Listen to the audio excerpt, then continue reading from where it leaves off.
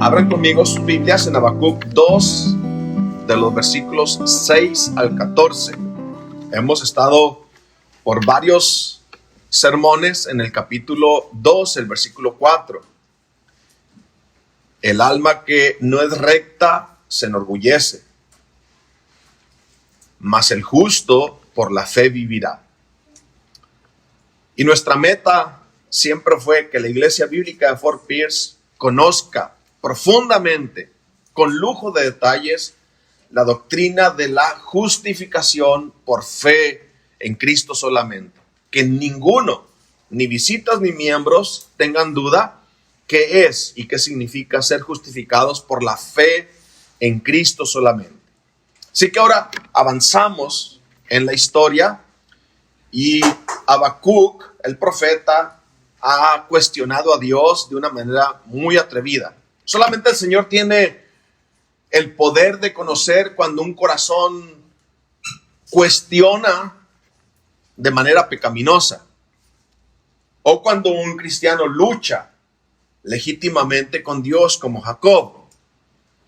Así es que la historia de Habacuc es que él sigue presionando con sus preguntas. Dice, ¿hasta cuándo, Señor? ¿Hasta cuándo y por qué? Yo pienso que muchos de nosotros hemos hecho esas mismas preguntas. ¿Hasta cuándo? ¿Y por qué? Pero la pregunta que debemos hacernos al leer la historia de Habacuc tiene que ser, ¿entendía Habacuc que el peligro más grande no eran los caldeos, sino al Dios al que él se acercaba? El peligro más grande no era el hombre. El peligro más grande para Habacuc era Dios, estar delante de Dios. ¿Sobrevivirá Habacuc a su cuestionamiento atrevido? El profeta tendrá un mensaje que compartir con el pueblo. El Señor le ordena, escribe la visión y declárala en tablas para que corra el que leyere en ella. La provisión que Dios le da al profeta, o para calmar el caos en la mente del profeta, es su palabra. Escribe para el que lea, corra. ¿Qué se puede traducir? Escribe para el que lea, obedezca. Escribe para el que lea, crea. Esa es la fe. La fe se define sencillamente. Dios habla, tú escuchas y obedeces. Esa es la fe. Dios habla, nosotros escuchamos y obedecemos. La pregunta más importante en todas nuestras oraciones o cuestionamientos o dudas es, si Dios contesta, ¿vas a aceptar lo que Él te dé? ¿Estás dispuesto a recibir la respuesta que Dios te dé? Bueno, el profeta Habacuc le pidió al Señor una explicación y el Señor le explicó y Habacuc dijo, no, así no puede ser. No puede ser así. Tú eres muy limpio de ojos para ver el mal. ¿Cómo vas a ver al más justo siendo perseguido por el más malo que él? Le dice el Señor que va a levantar a los caldeos y los va a traer a juzgar a su pueblo. Y describe a los caldeos como una nación cruel, presurosa, que camina por las anchuras de la tierra para poseer las moradas ajenas. Dice, formidable es y terrible. De ella misma, de su misma fuerza procede su justicia. Ella dicta lo que es bueno y lo que es malo, y de ella misma procede su dignidad. El profeta sigue protestando, y él dice, no puede ser así. ¿Cómo es posible que esta nación malvada, va a sacar a todos con anzuelo, los va a recoger en su red, los va a juntar en sus mallas, se alegrará y se regocijará, hará sacrificios a su red, ofrecerá sahumerios a sus mallas, es decir, sus propias armas las va a tener como sus dioses, porque con ellas engordó su porción y engrasó su comida. Vaciará por eso su red y no tendrá piedad de aniquilar naciones continuamente. Es decir, Señor, tú vas a permitir que los caldeos hagan esto y los vas a dejar sin castigo. ¿No les vas a responder? La respuesta es no. No, el Señor también le va a responder a Babilonia. Todos los profetas anunciaron de que Babilonia va a ser el instrumento con el que el Señor va a castigar a su pueblo, pero el Señor también va a castigar a Babilonia. ¿Cuál debe ser la respuesta entonces del pueblo de Dios siendo perseguido? ¿Cuál es la respuesta que el pueblo de Dios tiene ante la adversidad, ante la persecución o ante la violencia en su contra? Leer y creer. Leer y obedecer. Leer y cantar. ¿Cantar? Sí, cantar. Dios le da a su pueblo un canto nuevo. Esto es lo que llamamos prosas o sátiras. Es una canción en forma de burla. Babilonia, el imperio más poderoso, también va a ser destruido.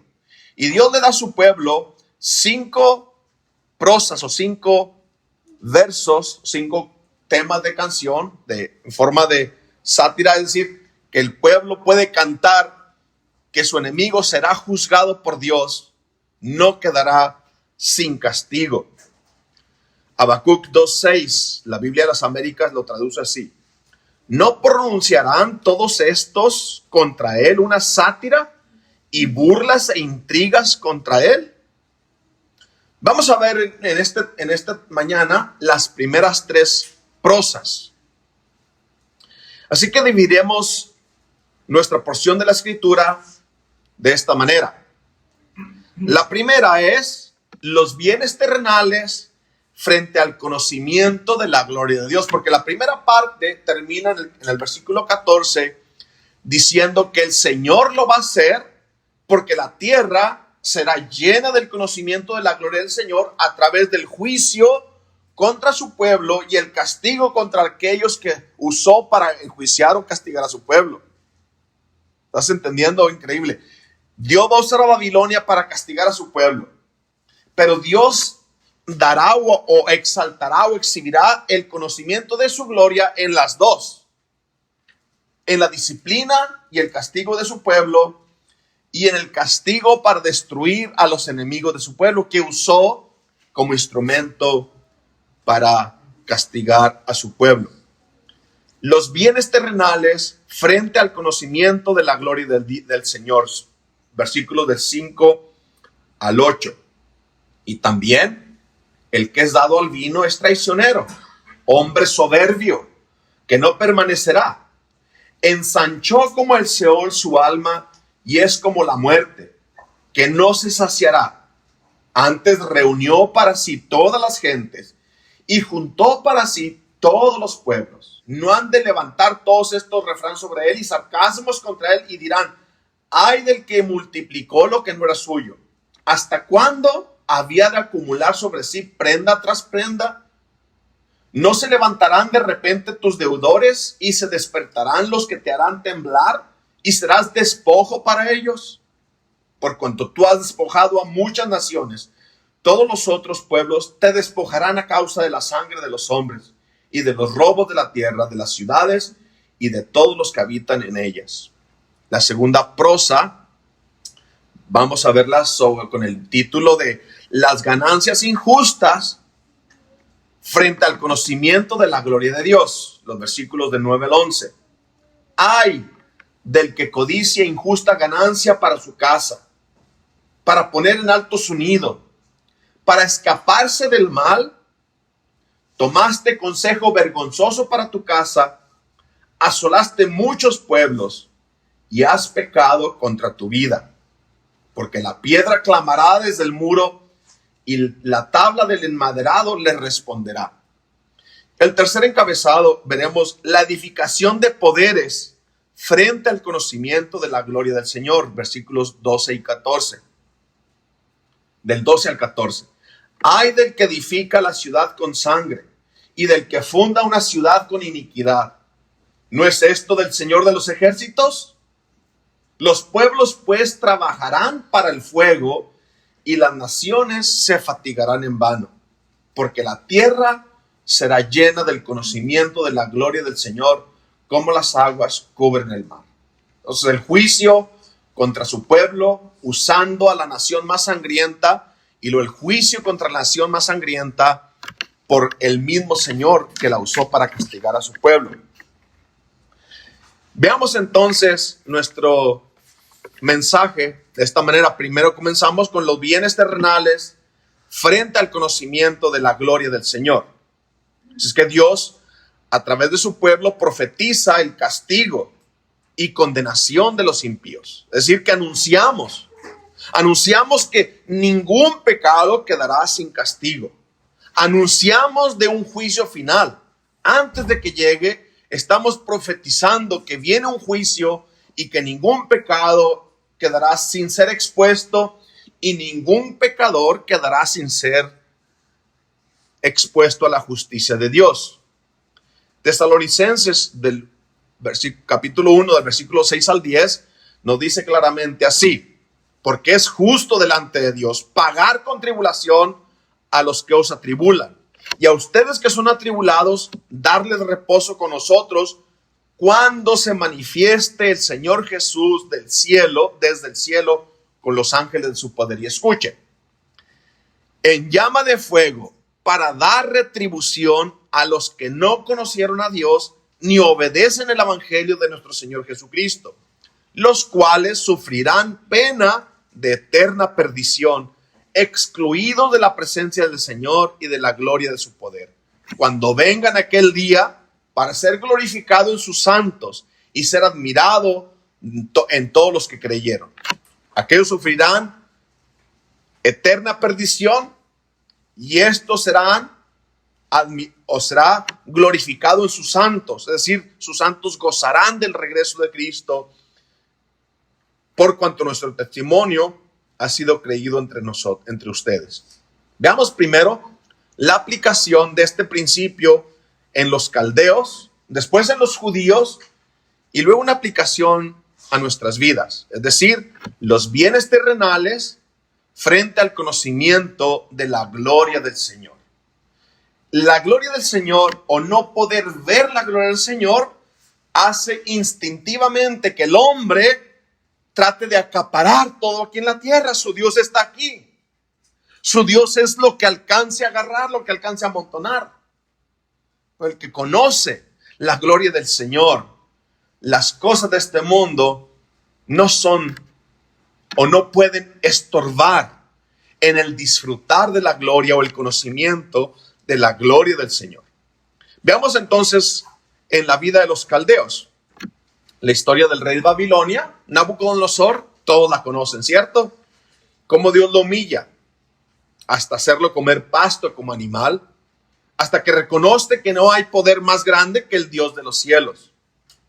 Isaías, Jeremías y especialmente Daniel profetizaron del juicio que venía sobre Babilonia por su soberbia, por su altivez. Isaías dice en el capítulo 13, versículos 17 y 19, dice: he aquí yo despierto contra ellos a los medos, que no se ocuparán de la plata ni codiciarán oro, con arco tirarán los niños y no tendrán misericordia del fruto del vientre, ni su ojo perdonará a los hijos. Y Babilonia, hermosura de reinos y ornamento de la grandeza de los caldeos, será como Sodoma y Gomorra, a las que trastornó Dios. Este es Isaías. Jeremías de igual manera profetiza que Babilonia será castigada. Y Daniel es el testigo de este final. Persia ahora es el instrumento que Dios va a usar para castigar a Babilonia. Babilonia es el instrumento que Dios usa para castigar a su pueblo. Pero el pueblo es preservado a través del juicio. Babilonia es destruida. Ahora viene Persia y destruye a Babilonia. La caída del imperio es una historia muy bonita que les ruego que lean Segunda de Reyes 25. Pero Belsasar, el hijo de Nabucodonosor, hace fiesta. Y en su borrachera trae los utensilios del templo para ser usados en la fiesta. Y allí en medio de la fiesta aparece una mano escribiendo en la pared. Pero escuche la reacción del rey de Babilonia, Belsasar. Dice, entonces el rey palideció. Se le fue la sangre de la cabeza y sus pensamientos lo turbaron y se debilitaron sus lomos. Y escuche, y sus rodillas daban la una contra la otra. Estaba literalmente temblando de miedo. Ahora, él no sabe qué está escribiendo la mano. Daniel es traído para que interprete la escritura en la pared. Y Daniel le dice así al rey Belsasar, el hijo de Nabucodonosor, le dice, por la grandeza que le dio Dios a tu padre, todos los pueblos, naciones y lenguas temblaban y temían delante de él. A quien quería mataba y a quien quería daba vida. Engrandecía a quien quería y a quien quería humillaba. Mas cuando su corazón se ensoberbeció y su espíritu se endureció en su orgullo, fue depuesto del trono de su reino y despojado de su gloria, fue echado de entre los hijos de los hombres. Y su mente se hizo semejante a las bestias, y con los asnos monteses fue su morada.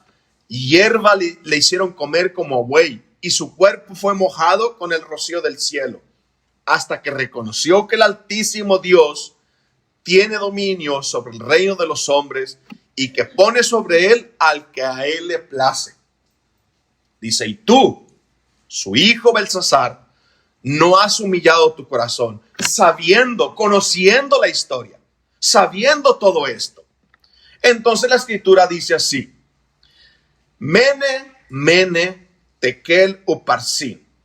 Esta es la interpretación.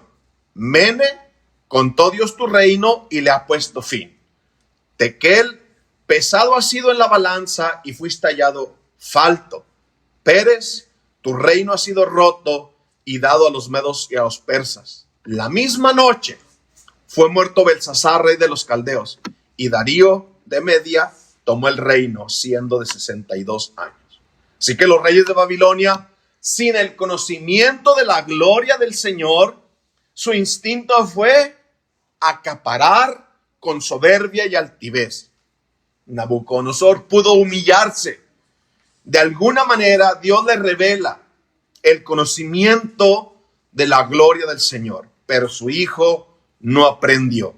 Tan grande fue el pecado de Babilonia que el apóstol Juan lo utiliza como un símbolo del juicio final en contra de los poderes de este mundo. Todos los mercaderes, todos los que hacen negocios, todos los contratistas llorarán el día que el mundo sea juzgado. No porque sus almas van a ir al infierno. ¿Saben por qué van a llorar? Porque se acabaron sus negocios. ¿Ves el aferramiento del corazón a las cosas terrenales? Sin el conocimiento de la gloria del Señor, no tiene nada más que aferrarse que a lo temporal, a lo físico. Las riquezas terrenales entonces son una trampa para el hombre. Ciegan el conocimiento. Te cierran los ojos a la gloria de Dios. Pero vamos un paso más allá. Los judíos tenían la revelación especial de Dios. Ellos vieron las maravillas que Dios hizo. Pero ante la posesión de bienes, también ellos caen. No todos. Dios guarda un remanente pequeño. La mayoría de los judíos no creyeron. Por eso vino el juicio que el profeta anunció al pueblo.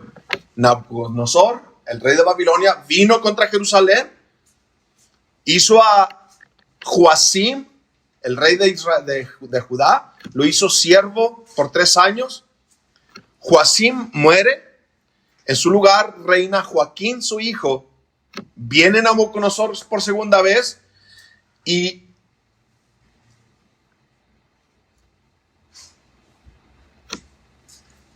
viene contra Sedequías, el rey que estaba en lugar de Joaquín, Y cuando viene el rey de Babilonia a Jerusalén, Sedequías quiere huir. Sale en la noche por una grieta en el muro. El ejército de Babilonia lo alcanza en la llanura de Jericó.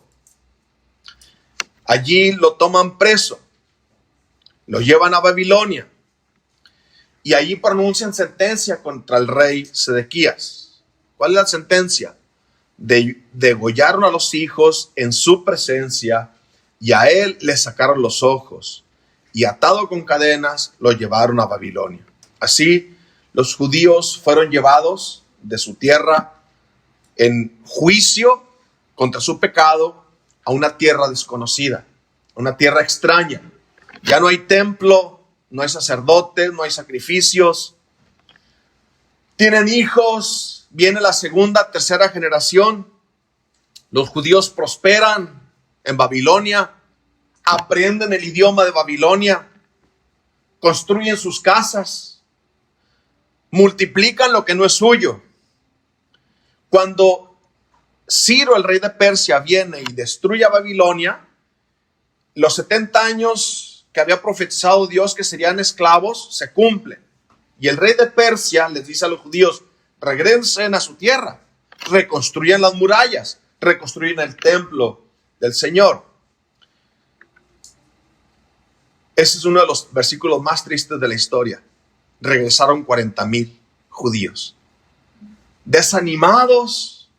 Eso es lo que los profetas menores, especialmente Nehemías, les habla a los judíos y les dice: ¿por qué el templo está sin construirse todavía? Porque ustedes, sus casas ya están hechas y el templo sigue sin terminar, porque le tenían miedo a los samaritanos. Pero sin el templo ellos no pueden adorar. Es como si dijéramos: ¿por qué estás ocupado en tantos negocios y descuidas la iglesia? ¿No entiendes que esto es lo que el Señor diseñó? Suplantarás en la importancia de la iglesia y el servicio del día de reposo por tus propios negocios. ¿Cómo es esto? ¿Cómo es esto?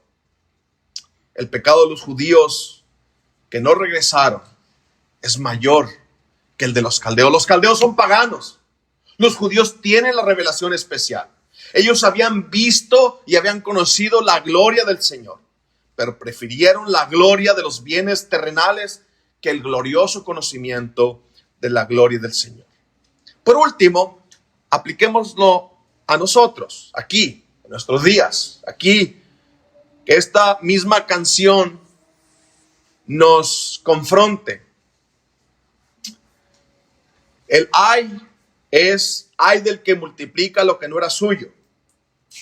Confesamos con toda seguridad que este mundo no es nuestro hogar. Cantamos que este mundo no es nuestro hogar. Cantamos que somos extranjeros y peregrinos aquí, donde quiera que vayas. El hermano Marcos va a llegar a Chile y Chile no es su país. Llegó a Estados Unidos y Estados Unidos no es su país. Esa no es su nación. ¿Por qué? Porque no hay un lugar en el mundo que podamos llamar nuestro. Nuestro hogar está en el cielo. Nuestra nación es la nación celestial. Ni los caldeos ni los judíos del tiempo de Habacuc pudieron ver y tener el conocimiento de la gloria de Dios como tú y yo la tenemos. Vemos la gloria de Dios en la cara de Jesucristo, en la faz de Jesucristo. Dios va a llenar la tierra del conocimiento de su gloria, así como las aguas cubren el mar. Pero lo va a hacer a través del juicio, a través del castigo o a través de la disciplina. La primera sátira o burla en forma de canto condena el querer poseer todo y perder. Condena el querer poseer todo aquí y perder todo allá. Este deseo satánico de querer poseerlo todo, y para lograrlo sacrificas tu obediencia al Señor que te rescató. Veamos la segunda sátira, el versículos 9 al 11. Dice: ay del que codicia injusta ganancia para su casa, para poner en alto su nido, para escaparse del poder del mal. Tomaste consejo vergonzoso para tu casa, asolaste muchos pueblos y has pecado contra tu vida, porque la piedra clamará desde el muro y la tabla del enmaderado le responderá. 3 frases que nos deben de ayudar a entender cómo se ve la codicia. Es decir, lo quieren poseer todo y lo van a lograr a través de hacer trampas. No lo van a lograr legítimamente. Van a estafar para lograr su deseo de poseerlo todo. Pero escuche 3 frases, que esto debía ser suficiente para hacernos temblar y convencernos de la locura de anteponer nuestros intereses personales a la obediencia. Dice el versículo 9, quieren escapar del mal. ¿Habrá alguien que ha escapado del mal? Imposible. Y luego dice, quisiste enaltecer tu casa, pero lo que trajiste fue vergüenza para tu casa. Porque la deshonestidad en los negocios lo que hizo fue avergonzar a su familia. Y por último dice, has pecado contra tu vida. ¿Y sabes qué? Todo da testimonio. La piedra, las construcciones que has hecho, todos esos clamarán contra ti. Las tablas, todas tus actividades claman contra ti, que has puesto la codicia ante el bien de tu alma. Yo creo que nos faltaría el tiempo para ver ejemplos. Así que le voy a dar algunos ejemplos rápidos. Y claro, para conocer estos ejemplos necesitas al menos conocer las historias del Antiguo Testamento y una del Nuevo Testamento. El tiempo nos faltaría entonces para ver aquellos que fueron arrastrados por la codicia. Nos acordamos de Lot cuando vio los campos fértiles, pero lejos de Canaán, la tierra prometida.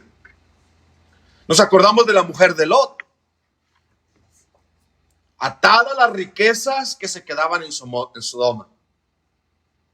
Nos acordamos de Acán, cómo condenó a toda su familia por la codicia de las riquezas de Jericó. Nos acordamos de Acab codiciando la tierra de Nabot, incitado por su mujer Jezabel.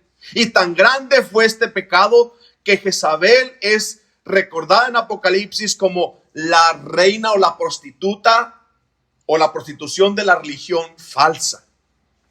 Nos acordamos de Balaam, un profeta a precio. Huyamos de la incitación de la codicia, mis hermanos. Y por último, el ejemplo máximo de la codicia, Judas, traicionando al autor de la vida por 30 piezas de plata.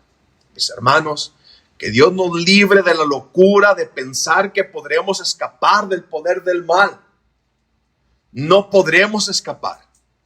No somos suficientes. Tenemos que ser advertidos con tiempo y luego tenemos que trazar un plan definido. ¿Cómo hemos de sostenernos nosotros ante este mundo cruel o hasta viviendo en medio de esta generación perversa?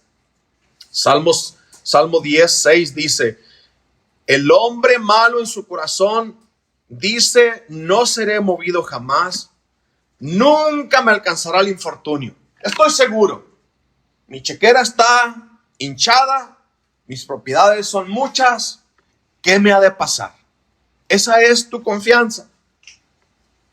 Lean Amós 9 en sus casas, lean el capítulo 9, todo el capítulo, y usted va a ser convencido de su necesidad infinita. Pero quiero nada más leerle el versículo 10 del capítulo 9 de Amós. Promesa: a espada morirán todos los pecadores de mi pueblo, que dicen, no se acercará ni nos alcanzará. Así que, amados míos, como siempre, han obedecido. Dice Pablo, no como en mi presencia solamente, sino mucho más ahora en mi ausencia. Ocúpense en su salvación con temor y temblor. Porque si la palabra dicha por medio de ángeles, dice el autor de Hebreos en el capítulo 2, versículo 2 al 3, fue firme y toda transgresión y desobediencia recibió justa retribución, ¿cómo escaparemos nosotros si descuidamos una salvación tan grande? ¿Cuál es la respuesta a esta pregunta? La hago otra vez. ¿Cómo escaparemos nosotros, los que somos hijos de Dios y los que no son hijos de Dios, pero están escuchando de esta salvación? ¿Habrá escapatoria? ¿Cómo escaparemos nosotros si descuidamos una salvación tan grande, la cual, habiendo sido anunciada primeramente por el Señor, nos fue confirmada por los que oyeron? Y la respuesta a esta pregunta es: no escaparemos. No escaparemos ni los hijos de Dios ni los que no han creído.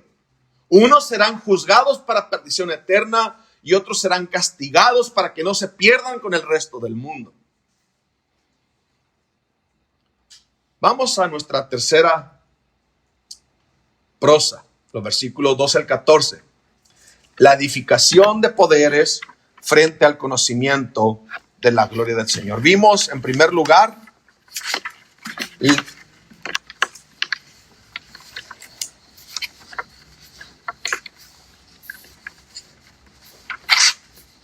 los bienes terrenales frente al conocimiento de la gloria del Señor, las ganancias injustas frente al conocimiento de la gloria del Señor y la edificación de poderes frente al conocimiento de la gloria del Señor. Otra vez, uno quiere acaparar y luego el deseo de acaparar lo lleva a codiciar, es decir, a hacer trampas para lograr lo que se ha propuesto. Y luego crea su propio reino o su propio imperio a su alrededor. Pero todo eso es consecuencia de ignorar y no conocer la gloria del Señor. Jeremías 51:58 dice: así ha dicho el Señor de los ejércitos, el muro ancho de Babilonia será derribado enteramente y sus altas puertas serán quemadas a fuego. En vano trabajaron los pueblos y las naciones se cansaron solo para el fuego. Ve usted entonces la edificación de poderes frente al conocimiento de la gloria del Señor. Versículos 12, 13 y 14. Ay del que edifica con sangre y del que funda la ciudad con iniquidad. ¿No es esto del Señor de los ejércitos? Los pueblos pues trabajarán para el fuego y las naciones se fatigarán en vano, porque la tierra será llena del conocimiento de la gloria del Señor, como las aguas cubren el mar.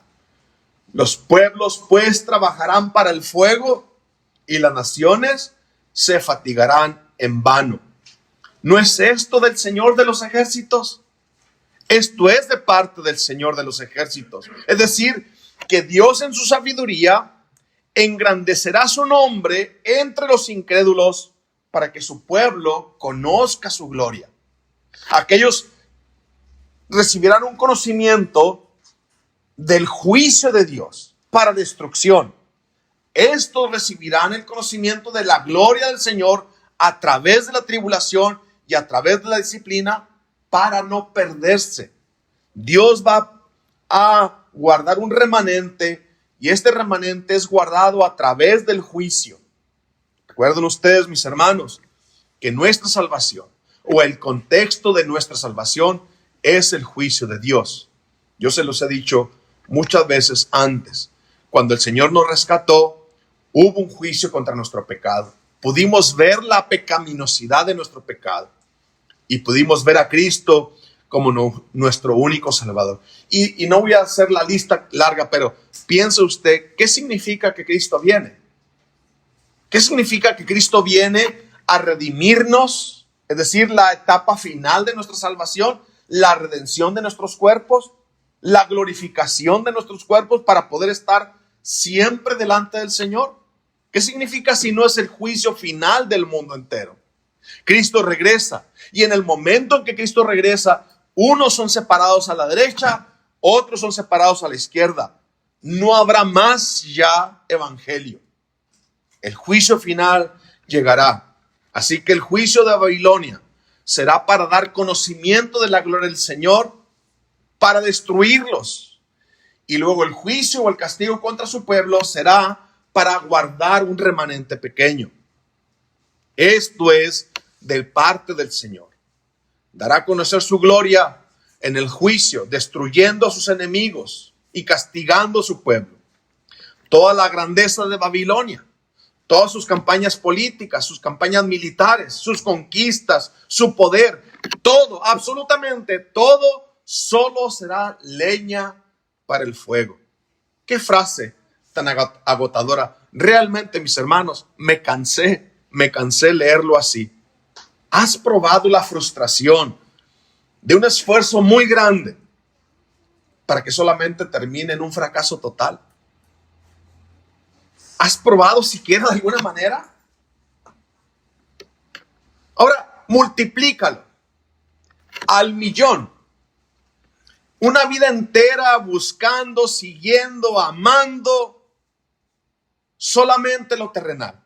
Amontonando, codiciando, edificando solamente para perderlo todo.